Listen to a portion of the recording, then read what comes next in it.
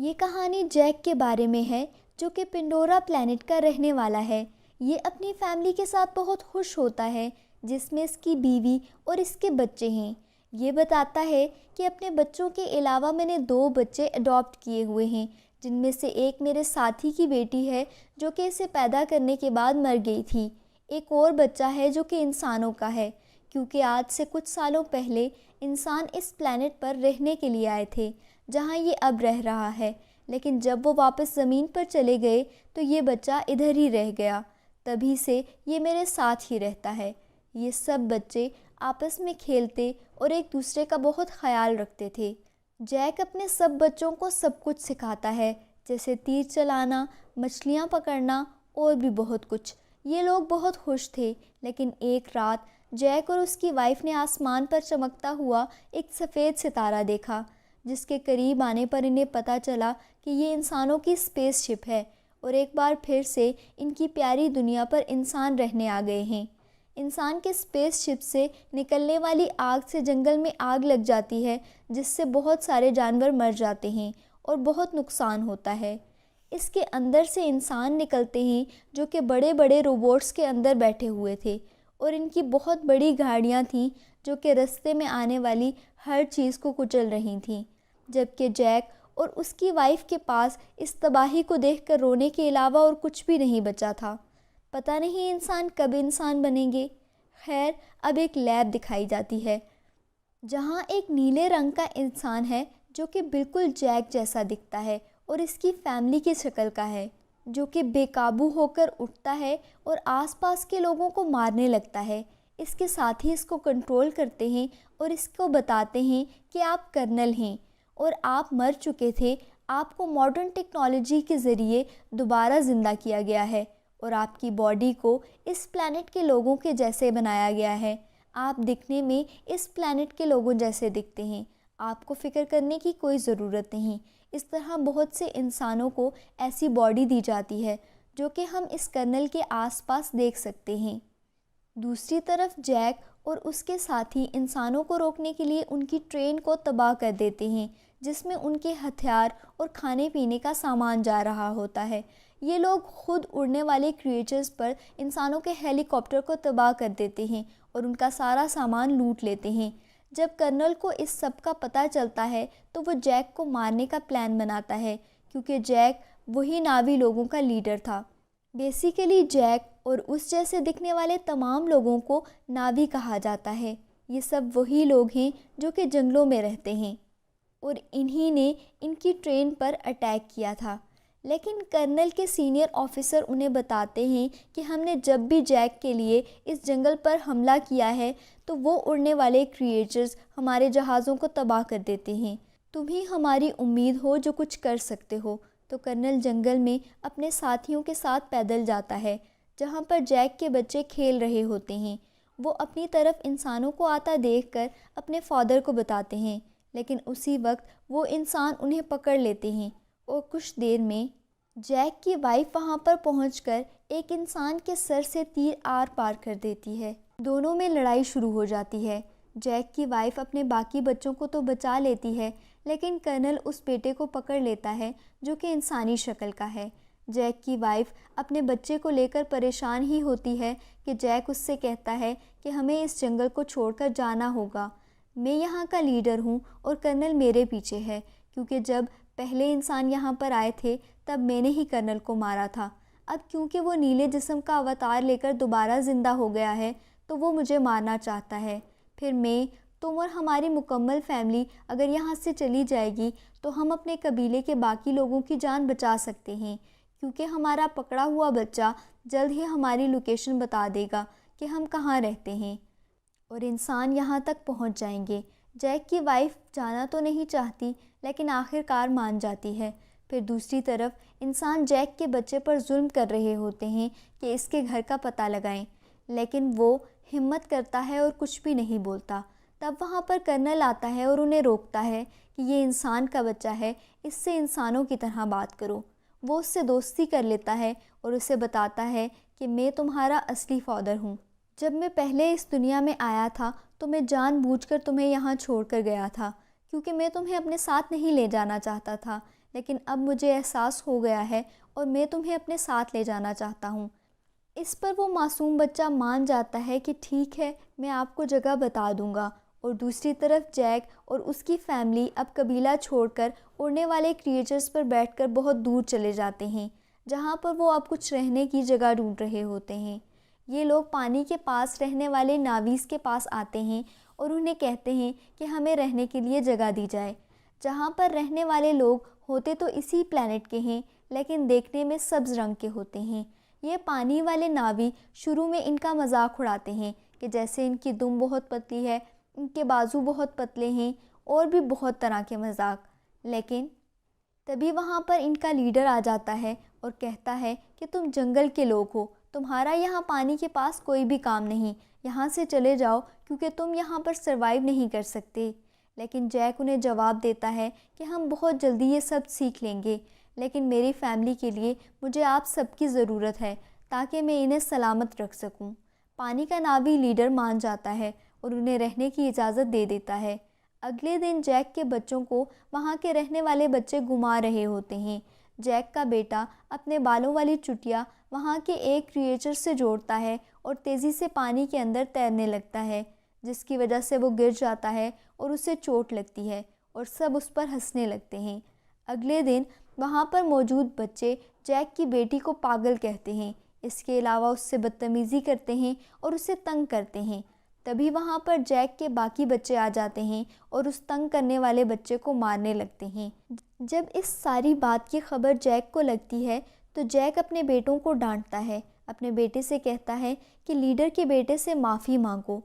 तो जब जैक का बेटा उससे माफ़ी मांगने के लिए जाता है तो लीडर का बेटा अभी भी गुस्से में ही होता है। वो उसे धोखा देना चाहता है और उससे बदला लेना चाहता है। उससे कहता है कि चलो मैं तुम्हें एक अच्छी जगह ले जाता हूँ। वो उसे गहरे पानी में ले जाता है जहाँ पर एक ख़तरनाक मॉन्स्टर रहता है। उसको वहाँ जाकर अकेला छोड़कर खुद वहाँ से वापस आ जाता है। कुछ ही देर में तेज़ पानी का मॉन्स्टर वहाँ पर आ जाता है और उस पर अटैक कर देता है, जिसकी वजह से वो डूबने लगता है। लगातार मॉन्स्टर उस पर अटैक करने की कोशिश करता है। दोनों आमने सामने होते हैं। तभी वहाँ पर एक बहुत बड़ा मॉन्स्टर आ जाता है जो कि छोटे मॉन्स्टर को अपने मुंह में डालकर पत्थर पर ज़ोर से मारता है और उसे वहीं पर मार डालता है। इतनी देर में जैक का बेटा पानी में मज़ीद सांस नहीं ले पाता और डूब जाता है। जब उसकी आंख खुलती है तो वो देखता है कि पानी के मॉन्स्टर ने उसकी जान बचा ली है और वो उसके ऊपर लेटा है। ये लड़का देखता है कि वो मॉन्स्टर बेचारा काफ़ी ज़ख्मी है। वो उसके जिस्म से कुछ हथियार निकाल के उसे सुकून देता है और इस तरह इन दोनों की दोस्ती हो जाती है। वो मॉन्स्टर इस लड़के को इसके घर वालों के पास छोड़कर आता है। जब सब्ज़ कबीले वाले नावीस के लीडर को पता चलता है कि उसके अपने बेटे ने ही जानबूझकर हमारे मेहमान को मॉन्स्टर के पास मरने के लिए छोड़ा था, तो वो उसको सज़ा देने लगता है। लेकिन जैक का बेटा कहता है कि आपके बेटे की कोई गलती नहीं, ये मेरा आइडिया था गहरे पानी में जाने का। तब उसके बेटे को काफ़ी शर्मिंदगी होती है कि इसने मुझे बचा लिया, लेकिन मैंने तो इसके साथ गलत किया था और इसे मारना चाहा था। इस चीज़ को देखते हुए वो अब दिल में इसका अच्छा दोस्त बन जाता है। जैक का बेटा बाकी सबको बताता है कि बड़े मॉन्स्टर ने मेरी जान बचाई। सब दोस्त उसका मजाक उड़ाते हैं और कोई भी उसका यकीन नहीं करता। अगले दिन वो इस बड़े मॉन्स्टर से फिर मिलने जाता है। वो दोनों खूब एंजॉय करते हैं और बहुत खेलते हैं। दूसरी तरफ कर्नल जैक की तलाश में अभी भी लगा हुआ है। तब उसे उसके बारे में कुछ इन्फॉर्मेशन मिलती है कि जैक अपनी फैमिली के साथ कहाँ गया, लेकिन अभी भी उसे एग्जैक्ट इन्फॉर्मेशन नहीं मिली होती और उसे मज़ीद ढूंढना पड़ता है। कर्नल वहाँ पर उड़ने वाले कुछ क्रिएचर्स को अपने कंट्रोल में ले लेता है, जैसे वहाँ के रहने वाले नावी लोग इन क्रिएचर को इस्तेमाल करते हैं। तब इंसान जैक को ढूंढने के लिए निकल पड़ते हैं और एक जजीरे यानी आइलैंड पर पहुँचते हैं, जहाँ के लोगों से वो जैक के बारे में पूछते हैं। मगर वहाँ के लोग कहते हैं कि हमने तो ऐसे इंसान को कभी नहीं देखा। कर्नल को इन सब की बातें झूठ लग रही होती हैं और वो उनके क्रिएचर को मारने लगता है। कर्नल का बेटा उन्हें समझाता है कि ये लोग कुछ नहीं जानते, ये तो सिर्फ मछलियाँ पकड़ते हैं, इन्हें छोड़ दो, ये कुछ नहीं जानते। कर्नल अपने बेटे की बात मान लेता है, लेकिन जालिम इंसान फिर भी जाते वक्त वहाँ पर आग लगवा देता है।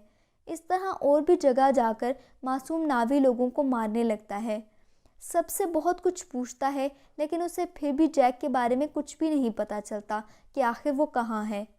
ये सब इंसान पानी वाले क्रिएचर को देखते हैं और इस पर लोहे की बनी हुई एक चेन और एक छोटे मिसाइल से अटैक करते हैं।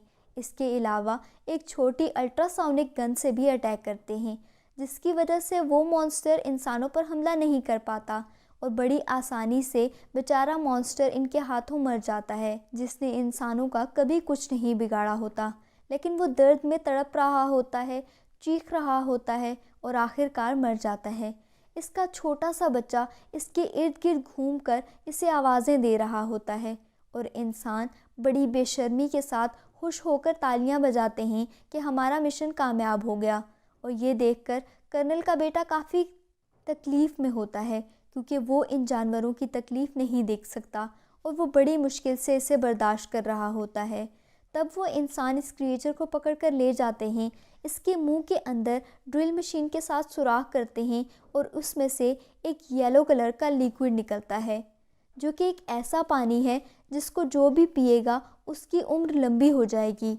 और इस लिक्विड की कीमत भी करोड़ों डॉलर है और वो इसको मार्केट में बेचकर अब बहुत पैसा कमाने वाले हैं।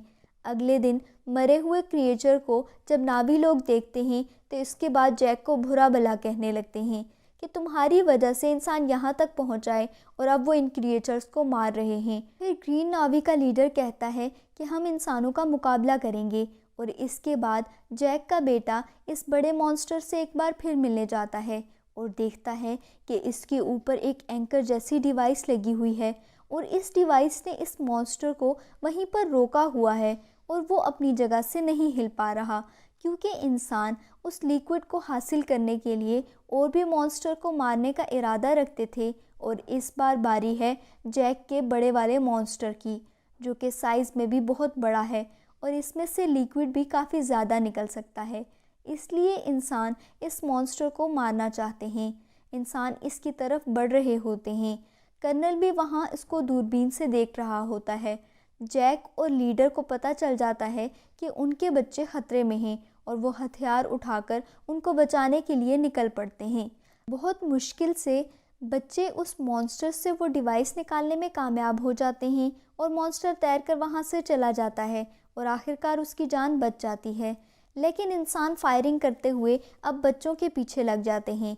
इधर लीडर की बेटी मरने ही वाली होती है, तब जैक उसका हाथ पकड़कर उसे अपनी तरफ खींचकर बचा लेता है।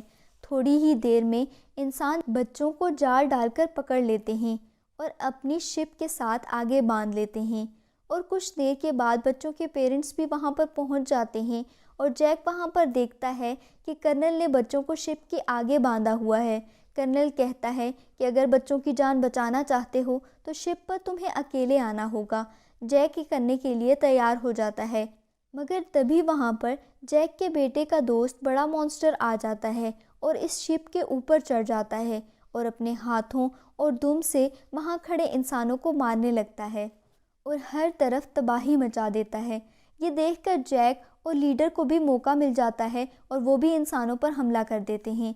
फिर वो सब लोग आपस में लड़ने लगते हैं और इस फाइट में बहुत से इंसान और कुछ नावीज़ भी मर जाते हैं और वो क्रिएचर इंसानों की एक छोटी शिप के ऊपर छलांग लगाता है और उसको मार देता है। जैक इंसानों का मुकाबला करते हुए बच्चों के पास आ जाता है और उन्हें छुड़वा लेता है, मगर इसी दौरान जैक का एक बेटा मर जाता है और इसकी माँ ये सदमा बर्दाश्त नहीं कर पाती और ये देखकर चिल्लाने लगती है।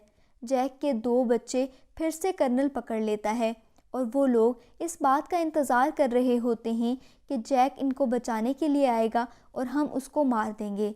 मगर जैक वहाँ पर बड़ी खामोशी से आकर एक धमाका कर देता है, जिसकी वजह से आग ही आग लग जाती है और इंसान भी मर जाते हैं और उसकी वाइफ भी वहाँ पर बहुत से इंसानों को मारती है। मौका देखते ही कर्नल जैक की बेटी की गर्दन पर चाकू रख देता है और सबको हथियार डालने को कहता है, लेकिन तभी वहाँ जैक की वाइफ कर्नल के बेटे की गर्दन पर चाकू रख देती है, जिसको देखकर कर्नल को उसकी बेटी छोड़ना पड़ती है। फाइनली अब जैक और कर्नल के दरमियान हैंड टू हैंड फाइट शुरू हो जाती है। बहुत मुश्किल के बाद जैक आखिरकार कर्नल की गर्दन दबाकर उसे मार देता है और अब वो पानी में डूबने लगता है, मगर कर्नल का बेटा उससे बचा लेता है क्योंकि उसने भी उसकी जान बचाई थी जब जैक की वाइफ ने उसकी गर्दन पर चाकू रखा था। जब कर्नल कहता है कि मेरे बेटे मेरे पास आ जाओ, तो इस पर वो उससे गुस्सा करता है और अपनी फैमिली के पास दोबारा चला जाता है, यानी जैक के पास। और उसको देखकर जैक और उसकी फैमिली बहुत खुश होती है और उसको पहले की तरह प्यार करने लगती है। इसके बाद जैक अपने मरे हुए बेटे को दफनाता है और उसे पुरानी बातें याद आ रही होती हैं कि कैसे उसने इस बच्चे को पाला था। और यहीं पर ये मूवी ख़त्म होती है।